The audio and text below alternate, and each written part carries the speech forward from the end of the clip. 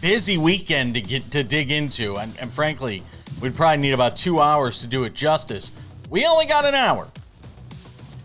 So we will dig into all of it. Sam Yarnell will be here a little later on, talk about some of the stuff from Major League Baseball, Wimbledon, Serena's match on Tuesday against Maya Joint, the source of so much conversation. She doesn't even know what to expect. We'll get into that. Brian Twining will be here from Bleacher Nation to talk about NASCAR, recap this weekend's race with a win for Shane Van Gisbergen, but really a lot of good for a lot of drivers who needed it.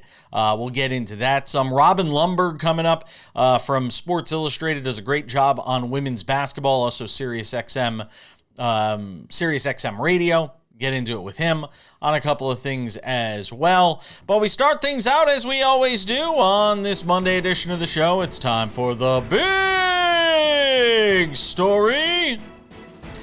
And the big story is presented by the Daily Wrap, our Substack newsletter, available Monday through Friday. The Sports Wrap with Jason Page Substack newsletter is called the Daily Wrap.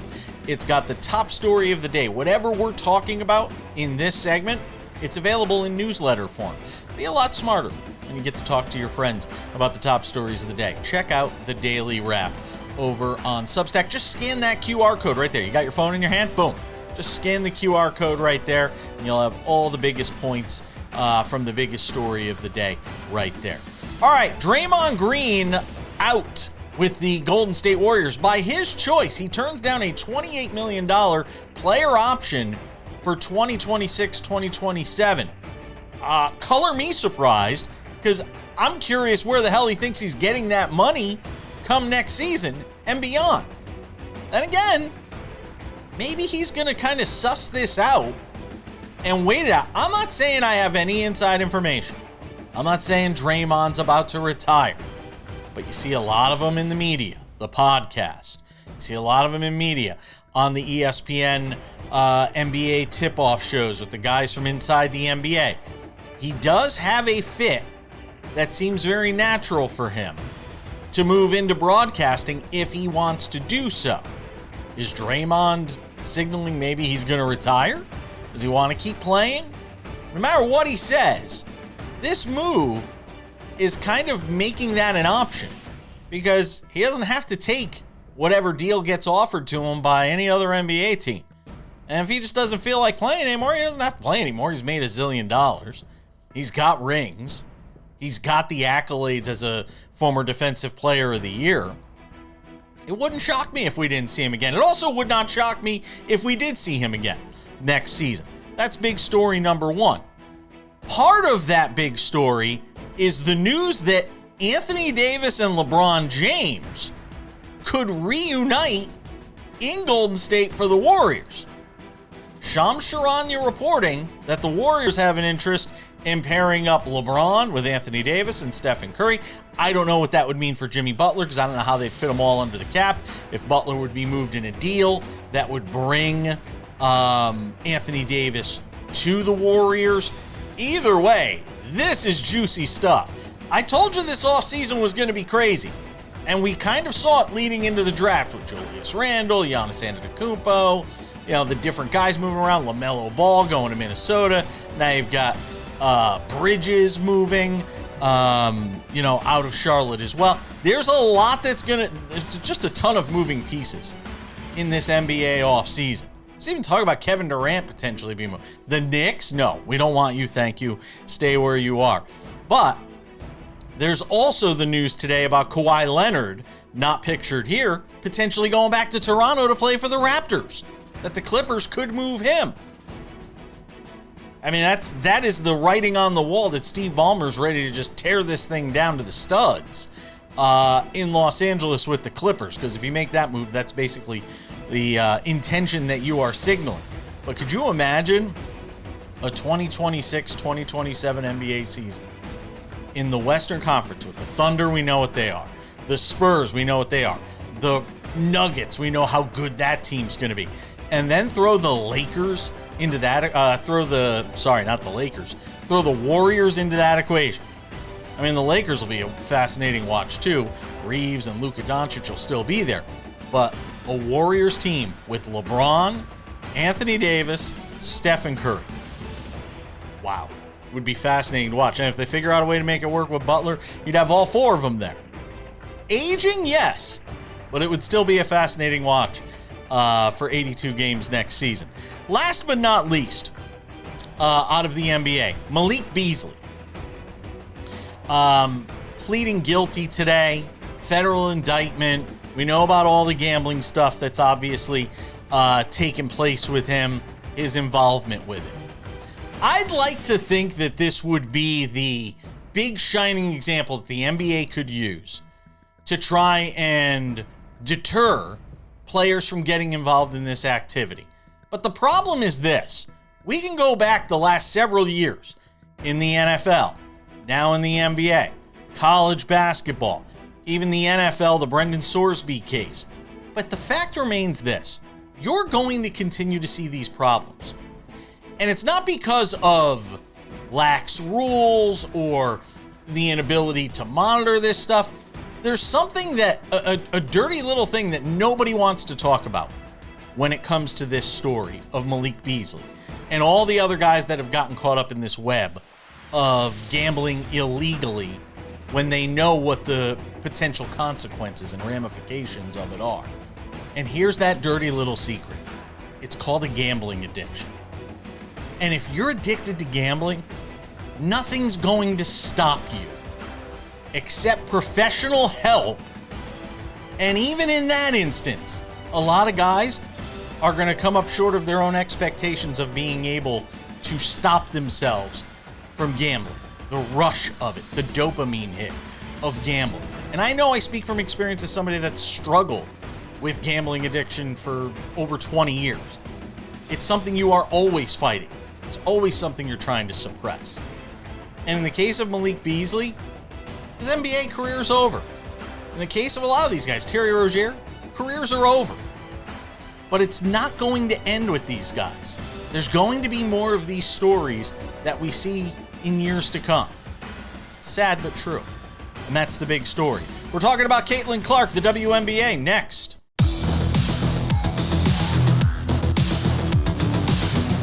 This Monday edition of SportsWrap continues with some WNBA talk.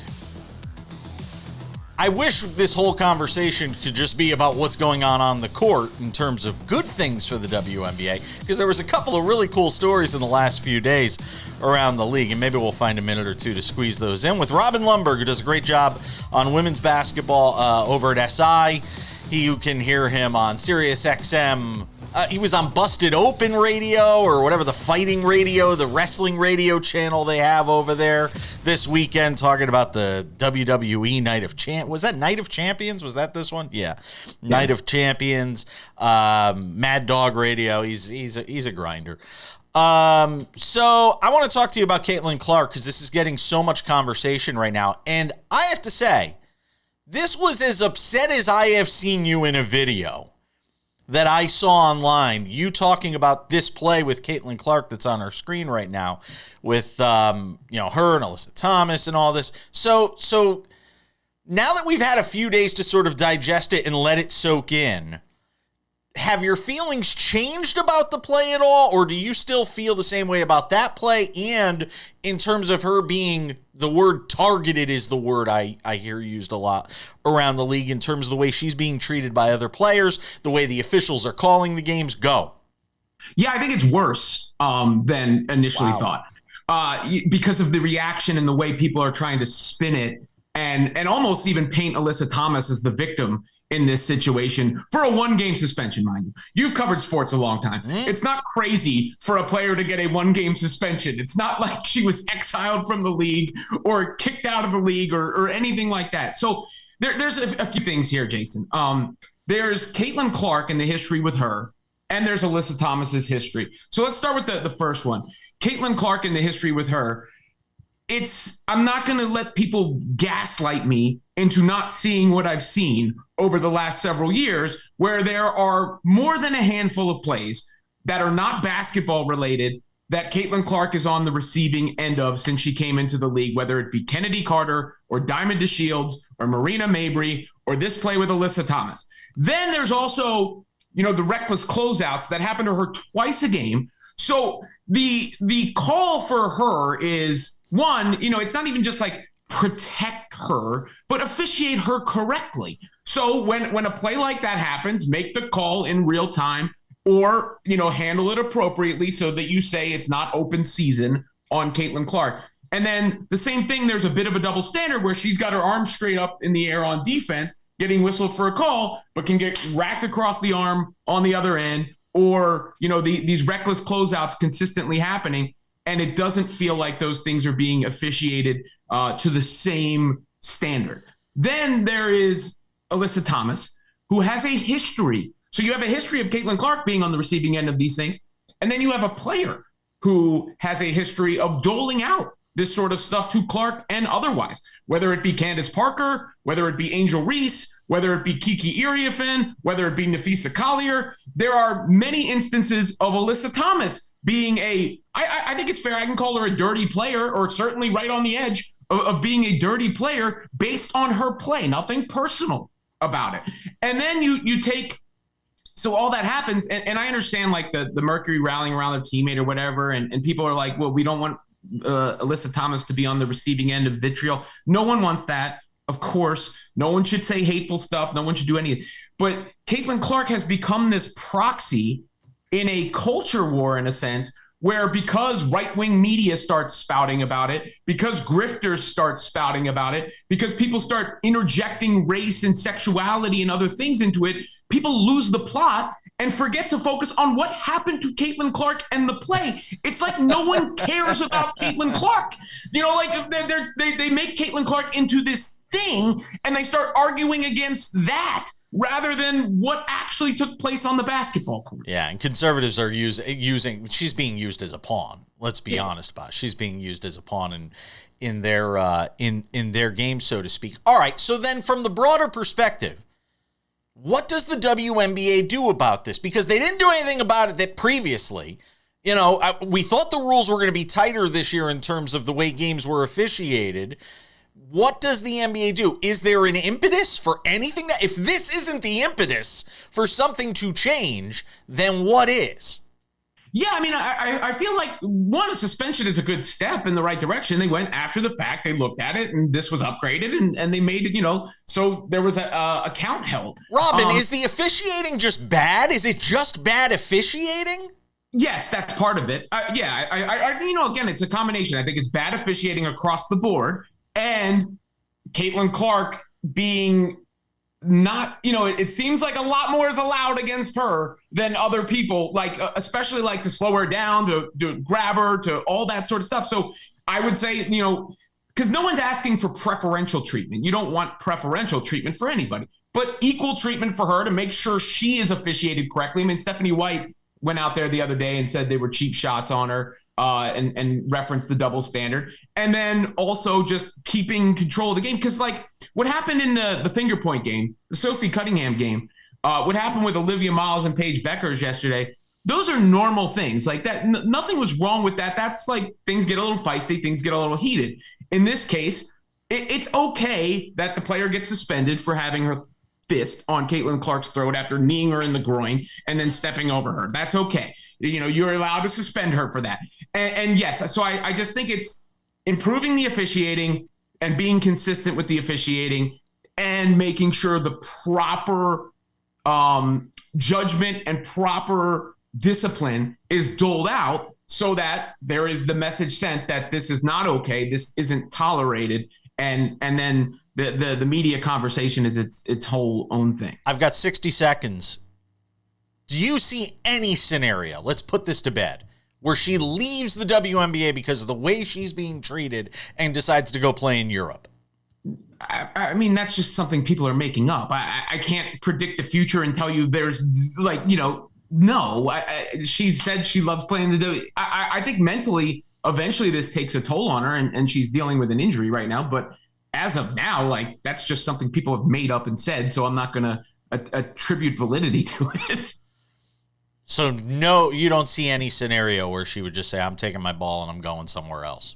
I mean, again, in absolutes. I'm saying if this continues, what we're seeing now, I'm not saying it gets worse or bad. If this continues, mean, no, I don't think that's going to happen. Let me just put it that way. Okay, that's what I wanted to know. Yeah. Is whether or not people think that's going to happen. Robin Lundberg does a great job. SI, the women's basketball podcast. Also, the Robin Lundberg show on YouTube. Check that out as well. He's got a million things going on and kind enough to give us a few minutes. Thank you. You got it.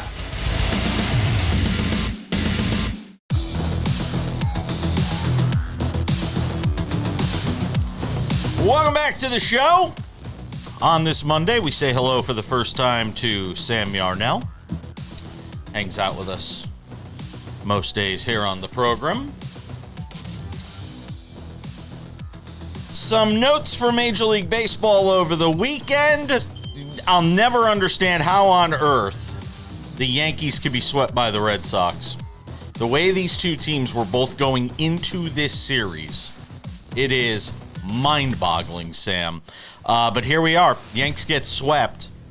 It's funny. I said it last week to David Ardsma that they were sort of, getting by with sort of smoke and mirrors without Aaron Judge in the lineup, no Max Fried, no Giancarlo Stanton, and it just felt like everything came crashing down around them this weekend. The bigger question, and I think long-term the Yankees are going to be fine. Are they a playoff team? Yes. Are they a World Series team? Who knows? But the bigger question is this the series that turns the Red Sox around after what has been an abysmal season? Could this 4-game sweep of the Yankees be the catalyst that gets them going after we just watched them lose terribly in Colorado, Sam? I don't think so. Jason, this was a tough series from the Yankees. This was the series where, for the first, since Aaron Judge has gone down with this crazy injury that still no one seems to know about, just for the record, he's just out indefinitely still. Up until this weekend, with regard to the Yankees offense, since Aaron Judge had gone down, it had somehow been all sunshine and rainbows. Ben Rice was playing like a potential MVP candidate. You had guys hitting out of their socks, right? And then this series came around, and it's not like you were facing a good pitching staff. The Red Sox pitching staff has infamously, I should say, been lackluster this entire season, and you put up, 3 runs, 1 run, 4 runs. That's less than 10 runs in the entire 4-game series. That's just something that can't happen. Do I think that Boston's going to turn a corner? Not a chance. They're an absolute wreck. They're an absolute wreck. Garrett Crochet is still not even throwing yet. The team is an absolute disaster. What I will say, this was a very good series for Boston trade-wise. Wilyer Abreu looked really good at times in this series. There is going to be a contender that gives them a decent ransom for some major players they have. William Contreras is going to fetch a fair haul at this deadline. If they could turn some of those arms back around over the course of this next, month and a few days, I think that they could really maximize on this trade deadline. That's what it felt like it was the start of for me for the Red Sox this year. Boston is now 36-46, just for the record here. They are 3 games out of the second wild card spot, Sam. They're not selling anything. They're not selling anything if they're 3 games out of the third wild card spot. That's not happening. They're not that franchise, that fan base will not allow. And I'm not saying you're wrong, by the way. I'm not saying you're wrong in your assessment. I'm just telling you they're not going to be sellers when they're 3 games out at the trade deadline. And I get it. A lot of people will say you got to look at the number of teams you got to leapfrog. Can you get by Baltimore? Can you get by Toronto? Minnesota? Yes. The A's? Meh. Houston, Seattle, Cleveland, Yankees right now, your 3 wild card teams. They're not selling. They're not selling. Yeah, it's not even that. They're the 4th. It's not that they're X amount of games back, and they're 4.5 games back of the wild card, just but for the record. 3 in the loss column. 3 in the loss column. Yeah, but it's 4.5 because they, whatever. They're the 4th worst team in the worst league in Major League Baseball. They're the 4th worst team. That's if they have any, and they showed you this when they fired Alex Cora, right? And they've showed you this throughout with the very, like I mentioned, Garrett Crochet not throwing yet. If they weren't going to sell Garrett Crochet O'Shea would be at least on a timeline to return. He's not. They're going to sell anything they can. I'm not saying that'll be a lot, but they're going to trade away pieces near the deadline. Yeah, I don't think so. You're not 10 games under 500 going into July and not selling at the deadline. There have been maybe a handful of teams in baseball history since the trade deadline was implemented. What date's the deadline? What date's the deadline? What August is the day? 2nd, August 3rd. It is a month away. We are 1 month away from the trade deadline. So, I mean, a lot could obviously happen in that month. They go, 18-8 over the next 26. They'd have to go 20-10. Yeah, they'd have to go 20-10 over their next 30 games to not trade. And the question is, was this the catalyst for that? We will obviously have to wait and see. Kyle Schwarber hit his 30th home run. I didn't talk about this with you. I talked about it somewhere in the show in the last week when he had that crazy game against the Mets where he had a couple of home runs. I think it was the same day that Bryce Harper hit for the cycle. He's going to get, we talk about 500 home run guys, by the way. He's going to get to 500 home runs, barring something unforeseen. I think he's in the 330s or around 340 now, and he's got 30 this year. For all the guys, great players we talk about in the game. Boy, has Kyle Schwarber continued to deliver. Yeah, former Nationals. They really do run this league. He is having a great season. 370. That's an interesting one. 500 homers. 370. Got to hit another 130. Is he at 370? He's already 33 years old. It's going to be close. It's going to be very close. See, this is the thing with the modern extreme power hitters, aside from Shohei Ohtani, the unicorn. The modern extreme power hitters don't develop that extreme power element of their game until seemingly very late in their careers, at least the ones that we're looking at right now, the Kyle Schwarbers, the Aaron Judges. That's what's going to make, even the Bryce Harpers, even though he surpassed 100 home runs very, very early on in his career and then dealt with injuries. Regardless, the point is, it's going to make things very interesting for a lot of these guys, how the age works out with everything. 2 more especially seasons. If we enter a new CBA where contracts are limited. 2 more seasons, basically, because he's going to get close to 400 this year.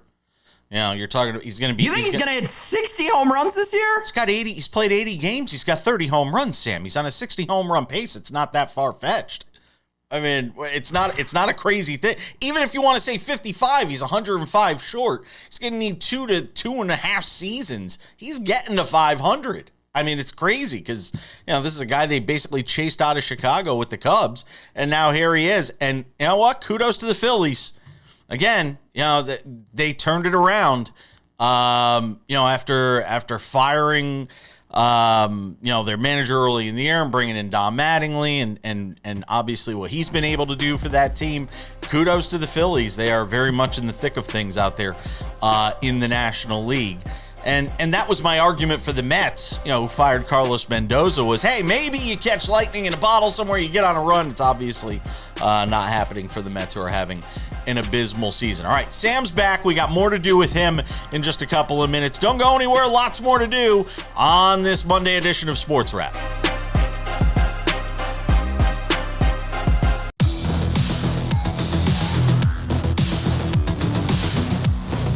Wimbledon getting started. The All England Tennis and Lawn Club. You know what time I got to get up to watch Serena Williams on Tuesday morning? Sam Yarnell. 3 a.m. 3 a.m. I got to be up to watch Serena. It's just cruel. It's cruel sometimes living on the West Coast.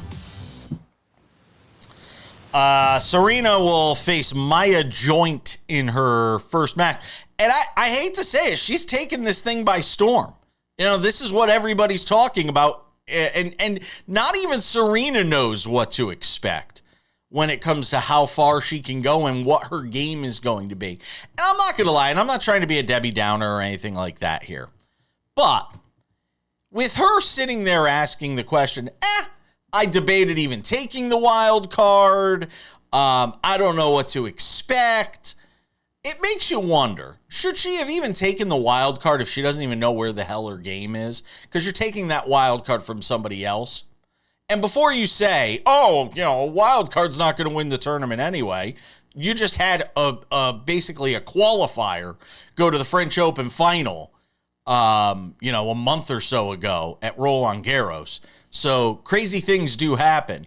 And look, crazy things could happen with Serena, Sam. Maybe she goes out there and, wins a couple of matches and we get to Iga Swiatek in the third round and we've got something to talk about. But it's a tall order to ask a 44-year-old who hasn't played a in any singles competition of any kind in almost 4 years to go out there and win a slam at the age of 44, Sam, win 7 matches. I got good news for you. Uh-oh. The match is at 9:30 a.m. your time. Oh, you don't have to wake up at 3 a.m. The matches start at 3 a.m. your time, but the Serena Williams match is at 9:30 your time on Tuesday. You just made my day. Thank you. There is there's a lot of stuff that we'll get into about Serena Williams, obviously, because let's be honest, the majority of the headlines within tennis about Serena have not been about the actual tennis over the weekend. But there's a reason that Maya Joint is a minus 156 money line favorite. I didn't honestly, because I choose not to be plugged into the whole Serena Williams arc for a bunch of reasons that we'll get into in a second. I didn't realize that she was taking someone else's spot. That's horrible. To not only take someone else's spot, but to then also be an underdog and then also do what she did over the weekend, which is complain about the new system. This was one of the crazier things that I think I've ever seen out of a professional athlete. Serena Williams, in case you missed it, had a quote regarding the new system that I guess has been updated since the last time she played about anti-doping and how tennis players, the top 100 singles, all are required to provide the anti-doping enforcement agency with a 1 hour window that they can be tested in. And if they miss their window, it obviously counts as a missed test because you missed the test.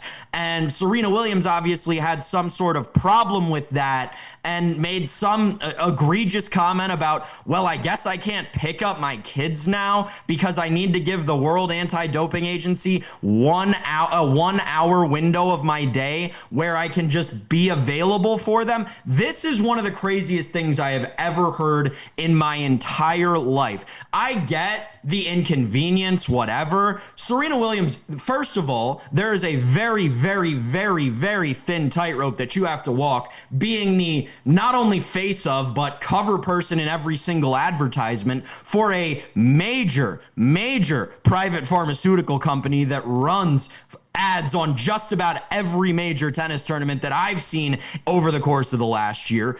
You also are in tennis, one of, right now, the hottest doping bed sports in the entire world. On top of all of that, you are one of, if not, I would assume, the highest earning female tennis player of all time. You can't there's not some Nike rep that works for you that can pick up your kids while you're giving an hour of your time to the World Anti-Doping Agency to help keep tennis clean. What are we doing here, Serena Williams? I saw the comments. Of all the things in the sports world to get upset about, I don't know if I was as upset about it as you are. Clearly. I'm not upset. I'm just disappointed that someone who's been the face of a sport for as long as she has would do something so careless. That's what I'm disappointed in. Not upset.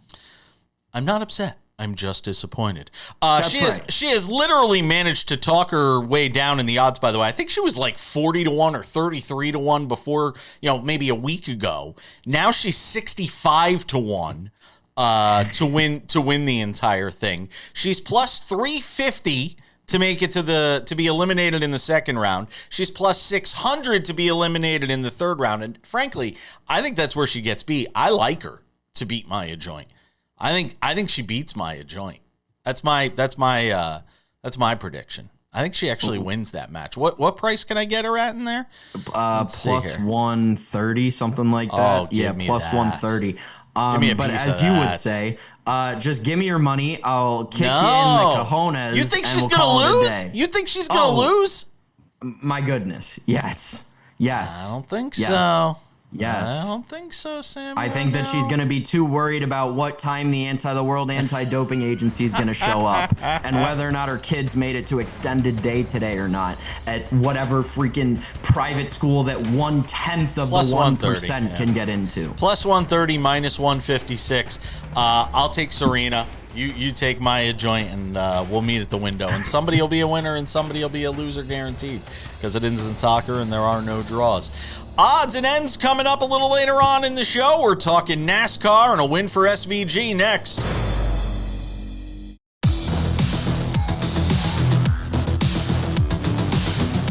Welcome back to the show. Fridays and Mondays on SportsWrap, we preview and recap the NASCAR race. Sonoma, the site of this weekend's race. I didn't even know Brian Twining was going to be there because he didn't tell me his schedule anymore. He didn't even tell me what's going on. Unless I call, he's that guy. Unless I call him or text him, he doesn't get in touch with me. I feel that very is so unloved. not true. I feel so unloved. I feel so unloved. Yeah, well, for future, we can just assume any of the West Coast races, I will more than likely be at in a working capacity. And now everybody knows across the country and Canada. Brian Twining, Bleacher Nation, hanging out with us on this Monday edition of the show. Shane Van Gisbergen, your winner at Sonoma. It had some drama, though. And so here's where I want to begin. Final laps, you got Chase Briscoe trying to chase him down. If that thing has another 5 laps to it, does Chase Briscoe win? It wouldn't have even needed 5 laps. Shane 2, admitted 3? in his post-race press conference that had it been another lap, maybe 2, Wow. he would have had to have began blocking, which would in turn kind of open the door for Chase to move Shane out of the way to get to the victory, because admittedly the 19 was the better car. Yeah, because as they started to go through, I was waiting for Chase to bump him in that final stretch in that last lap where it felt like in the braking zones he was pushing him, and it felt like I was waiting for it. I was waiting for the moment where he was going to try to make a move, and Chase Briscoe just didn't do it. It kind of sounded like Shane didn't expect that to happen, and to Briscoe's credit, like, that's not something that we've seen him do in the past, and they've raced each other hard previously. I mean, you go back to this race last year where Briscoe was just kind of trailing Shane for the majority of the day, not necessarily being able to get there. I mean, this year too, for the most part, Shane had a large lead on the field, and so I don't know. I didn't expect Chase to give him the chrome horn or anything, but yeah, it was really interesting to see Shane win the way he did with the car that he had. And being that he was a grumpy old man the entire weekend, according to crew chief Stephen Doran.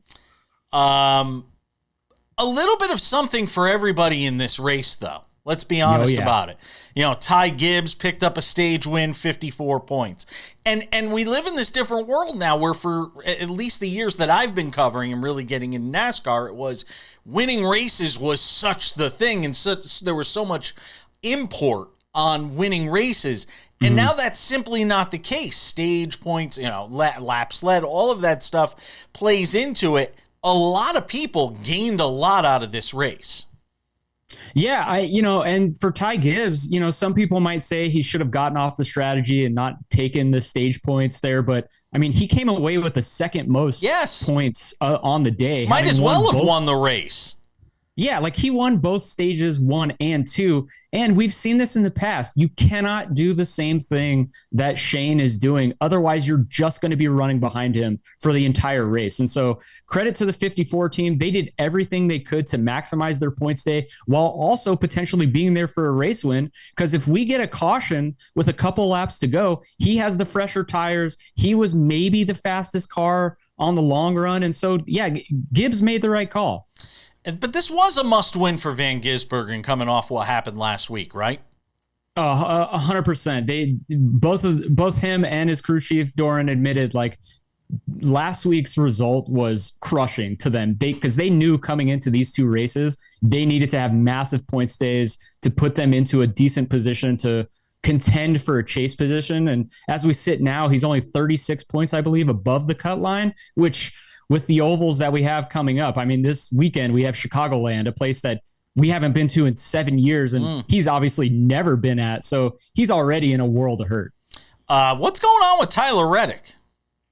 Oh, man, you talk about just falling in quicksand. That 45 team cannot get out of their own way. I mean, this week a power steering issue pops up. He loses 6 laps, and then he's out there running. He was running good laps, but I mean, he could never get the laps back. He did get the fastest lap of the race, which allowed him to mitigate the points loss. He's only 1 point behind Denny Hamlin, who himself ran into some issues. So it kind of sucks to be them now. I would be pretty distraught having that big of a lead, only to lose it in a matter of weeks. But as we go back to the ovals, I think the 45 will start contending again, and we'll see a very tight battle for the regular season points championship. Kyle Larson can't win a race, but still continues to amass points. Yeah, Larson, he's one of the hotter drivers in the sport right now. I know we're going to look at it and be like, oh, I can't win, can't do this, but he's essentially turned into Chase Elliott of the previous couple of seasons, where he's just routinely running inside the top 5 and having great days, having good points days. And so I think a win is coming for them. And as they kind of said in the closing comments of the broadcast, once the 5 team does get their first win, watch out, because that's going to give them the confidence to go forth and maybe win a few more races as the season comes to an end. In the final minute here, as far as Chicagoland is concerned, what are you looking forward to in that race? Again, given the fact they haven't been there in half a dozen years. I'm not going to lie. Like, I personally have almost zero experience of watching events there. But from what I heard this weekend, asking drivers about their preparation, like, the track is going to be wide. We're going to have multiple grooves. The surface has aged over the years, maybe not as tire wearing as they're expecting, like not to the levels of Darlington, but it is going to be a fun race. Guys are very excited. I think you're going to see drivers who do have past experience there be better than ones that are going there for the first time or have very limited experience. Yeah, I don't know who the favorite. I haven't looked yet. It's going to be Denny Hamlin, 100%. Denny Hamlin will be the favorite to win there, according to our friend, the great Ryan Twining. Hamlin is plus 175, Tyler Reddick plus 380, Kyle Larson plus 650, Ryan Blaney plus 650. So there you go. Yeah. All right. Always appreciate it, Brian. Thank you.